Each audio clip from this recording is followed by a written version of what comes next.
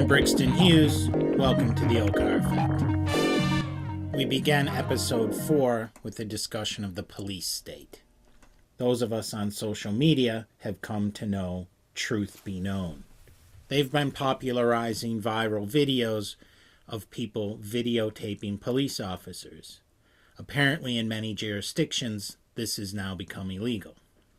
It's been very nice to find Truth Be Known, pay attention to their humor, watch their videos, keep our eye on the police officers around us. This is a pertinent discussion at this point in time because of the coming G8 meeting in Chicago, Illinois. Many of you out there will be attending this event. Many of you will be attempting to videotape this event. The state of Illinois is preparing for us, as is the city of Chicago, Rahm Emanuel. And we all know the history of the Chicago police in regard to political protest. They're not to be trifled with. They are to be videotaped. Videotaping police while they do their job, while they serve the community, is just good sense. It's just fair play. They can videotape us. Why can't we videotape them? We pay their salary. They work for the government. What's so bad about videotaping them? What do they have to hide? As we prepare for the G8 meeting, as we take to the streets, as we paint our signs, as we prepare to protest in the way that we are able, it's important to take a moment to think about who the police officers are.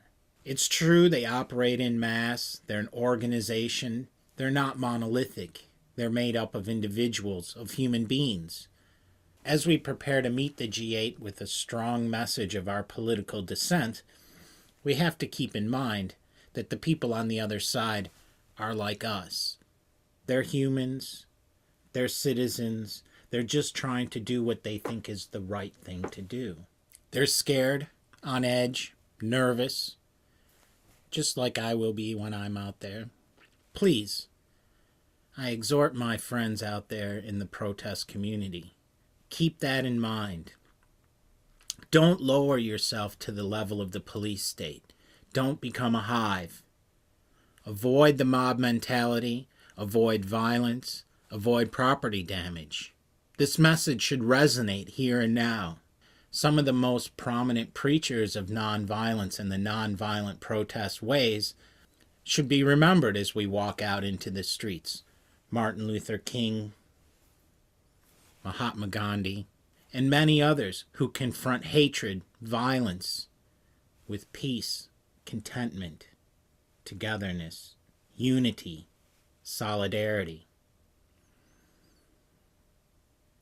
I, for one, am not aiming to replace the dominant paradigm with yet another dominant paradigm, one enforced by violence, hatred, and fear of what we might do.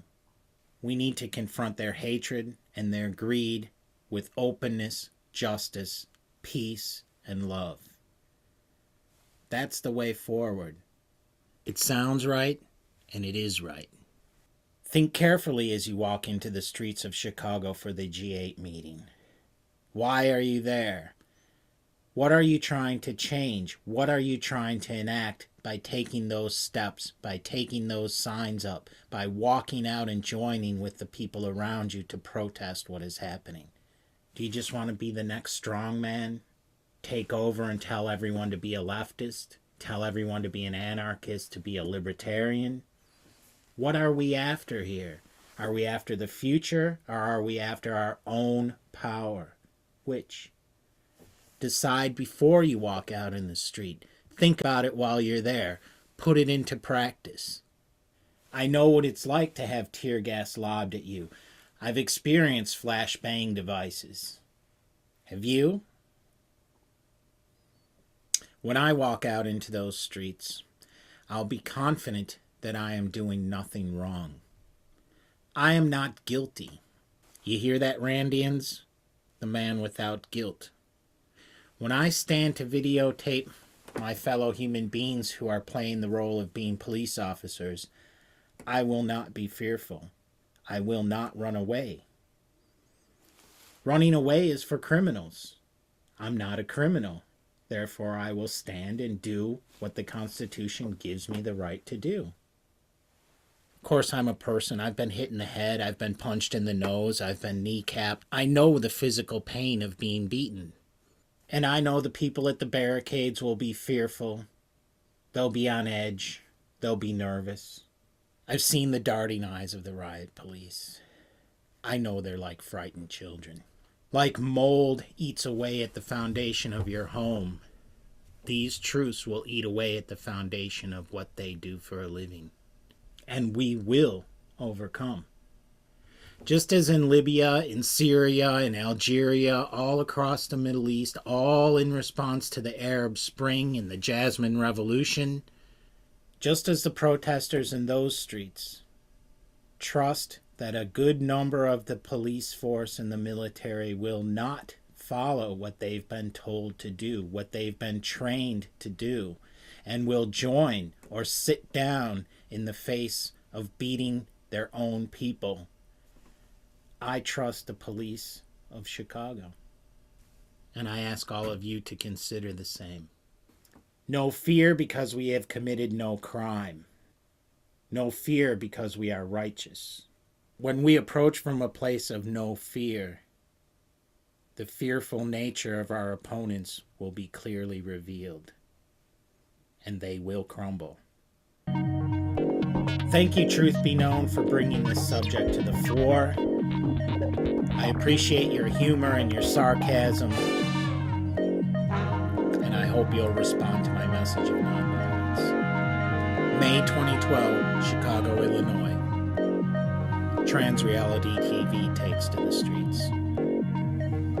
Be there.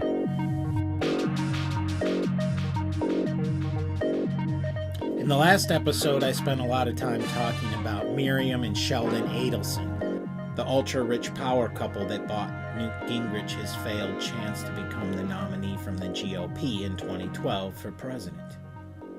They blew their $10 million on him, and from what I read, they're ready to blow more. But the Adelsons aren't alone. Rick Santorum also picked up a sugar daddy. Foster Freiss. What a great name, Foster Freiss. Sounds like something you'd buy at a drive-in movie. Vanilla-flavored ice cream. Milky white. Foster Freiss is also a rich guy. He's also blowing money on a GOP candidate. Foster Freiss of Jackson, Wyoming. He made his fortune the old-fashioned American way, by making money with his money. He took off, just like the Adelsons. When's the last time you took off? Are you taking off right now? I'm not.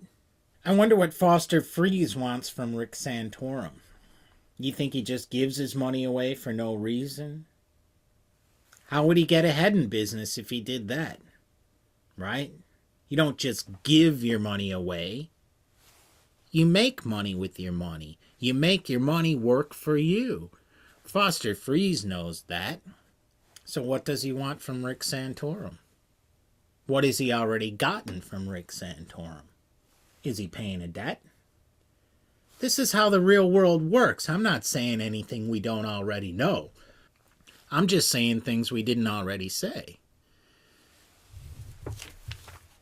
I'm sure you've all heard that Foster Freiss thinks that aspirin is a good substitute for birth control pills. I won't repeat how he thinks you should use them. Anyone who pays attention even the littlest bit to the mainstream news, to pop culture, knows how Foster Freiss thinks aspirin can be used as a contraceptive. I don't have to tell you that story. On the Okar Effect, we try to see things differently than other people. We try to take a different perspective. So in that light, what do we see from Foster Freiss? The story of Foster Freiss is an example of how in our current system, reality is revealed by mistake. Foster Freiss made a mistake when he talked about aspirin as birth control. But that gaffe, that mistake, revealed all the truth you need to know about who Foster Freiss is and how he thinks. Our system is so corrupt, so twisted, that the way we learn truth is when people make a mistake. Truth is not the subject. Truth is to be avoided. Only when the aristocrats say the wrong thing do we see who they really are. Apparently, we live in an invented reality that can only be supported by lies and untruths. When inadvertently a little piece of truth, when a true picture of Foster Freiss slipped through, we're told, don't pay attention to that. That was a mistake. That's not what he meant to say. But of course, he did. That reflects how he sees the world. That's who Foster Freiss really is. Not the talking points designed by Madison Avenue Advertising Company. Not the retractions and the apologies. According to the mainstream media, I should comment on Rick Santorum because he's the front-runner in the GOP nomination for president in 2012. But other than temporarily reviving the sweater vest as a fashion statement in the U.S., really, what is Rick Santorum really offering to this country? Nothing. His 15 minutes of fame are coming because of hatred and bigotry. No other reason.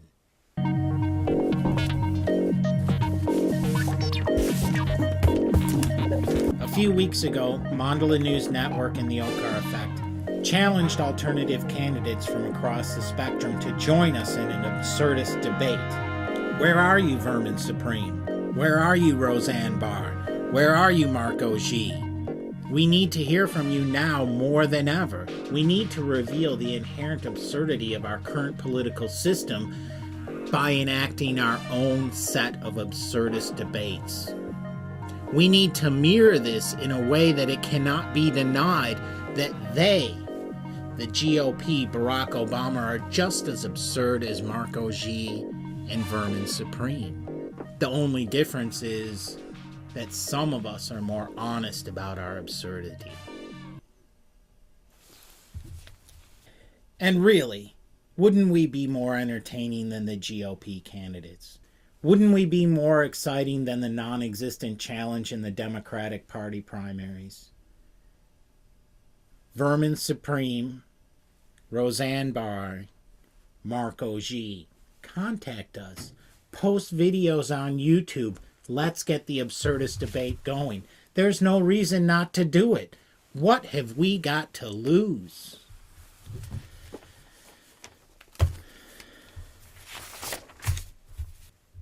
We have some reports from Portland, Oregon, from Bart Longworth, an adept field reporter. From Bart Longworth, we have this picture.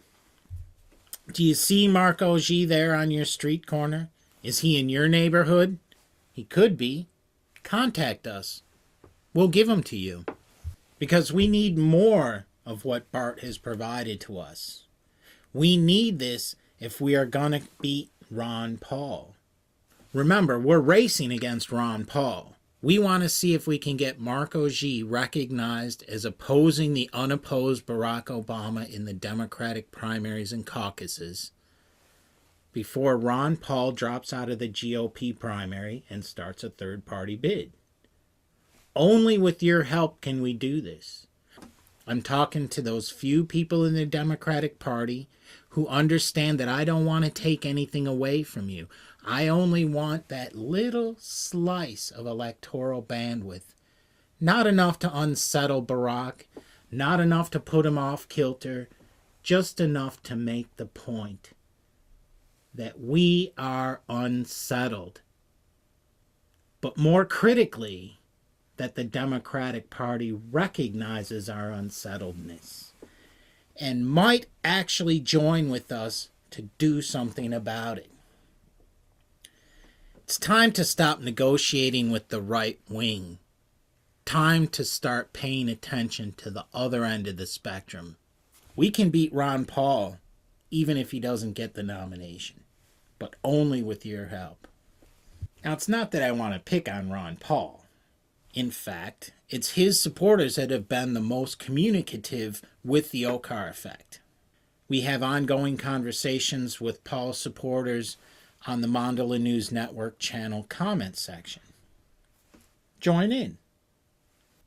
One thing that they talk about is a kind of golden age when the United States was ruled by our Constitution. My question to the Paulites, and to Ron Paul in particular, when was this golden age of American constitutionalism? When did we really live up to our ideals? Which era do you want to take us back to? Or are you just bloviating, making noise and blowing dog whistles?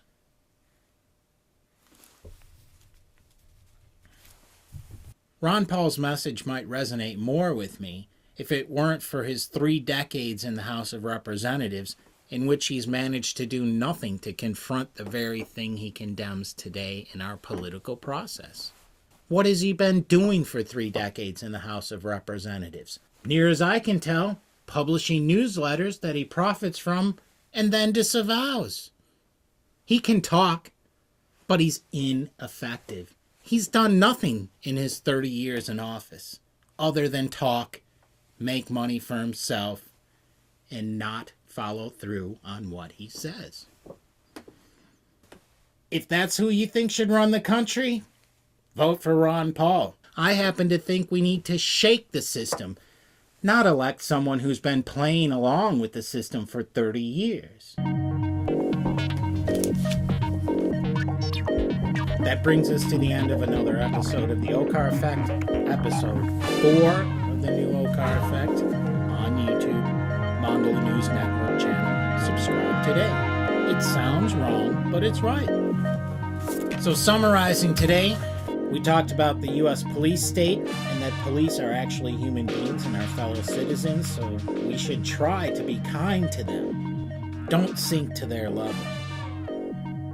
I think the Occupy Wall Street has done a very good job in terms of nonviolence and passive resistance. That's what we need more of. Creative, inventive protests that don't breed hatred. Spent a little time talking about Rick Santorum's sugar daddy, Foster Freiss.